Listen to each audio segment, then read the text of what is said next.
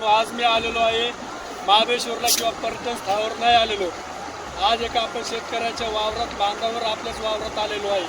थोडं पुढे ही वाहून गेलेली माती बघा एकदा. ही शेतकऱ्याची वावरातली माती वाहून गेलेली आहे. हे बघा, हे यांचं कांद्याचं वावर आहे शेतकऱ्यांचं. ही कांदे बघा सगळे सडलेले आहेत. तर पाहुणं, तुमचं गावरान कांदा होता का? होता की किती होता? 900-1000 गोळी होती.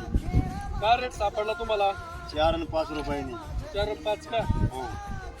किती पैसे दिले काय आम्हाला? खत माघारी आलं नाही. नाही आलं का? नाही ना.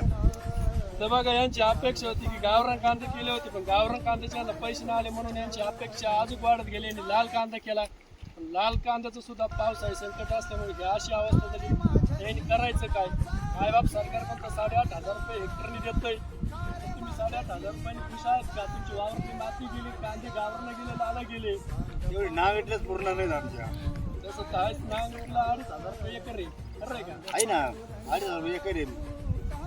8,500 किती 3 एकराला नागडीला नाही पाहिजे व्हायची. माझी सरकारला एवढीच विनंती, हात जोडून, की शेतकऱ्याच्या तुम्ही भावनाशी खेळू नका. 8,500 रुपये हेक्टरनी काहीच होत नाही. इथं तुम्ही बांधा येऊन पाहणी करण्यापेक्षा शेतकऱ्याला थेट मदत करा. पंजाबनी जसं 50,000 रुपये हेक्टरला दिलं, तसं तुम्ही कमीत कमी 50,000 तर द्यायला पाहिजे. हीच आपली सरकारकडनं अपेक्षा. तुम्हाला काय वाटतं, शेतकऱ्याला सरकारने काय द्यायला पाहिजे? अनुदान द्यायला पाहिजे. हेक्टर 50,000 रुपये हेक्टरनी व्हायला द्यायला पाहिजे. हे बघा कांद्यात पाणी कसं वाहत आहे. काय आहे त्याचा काय फायदा आहे का? हे कामातूनच गेलं ना पीक. याच्यात तलाट्याने पंचनामे सरकारने करण्यापेक्षा सरसकट नुकसान झालेलं आहे शेतकऱ्याचं डायरेक्ट हेक्टरी 50,000 द्यावे, एवढीच आमची हात जोडून सगळ्यांची शेतकऱ्यांची अपेक्षा आहे. आणि हे लवकर लवकर करावं. शेतकऱ्याला फाशी घेण्याच्या आधी लवकर सरकारने यांना मदत, आर्थिक मदत करावी, एवढंच आमचं म्हणणं आहे. अजून त्यांचा कांदा 2-4 एकर आहे. अजून हात लाल कांदा नाही. असाच खुशी पाय फसत ह्या वावरात.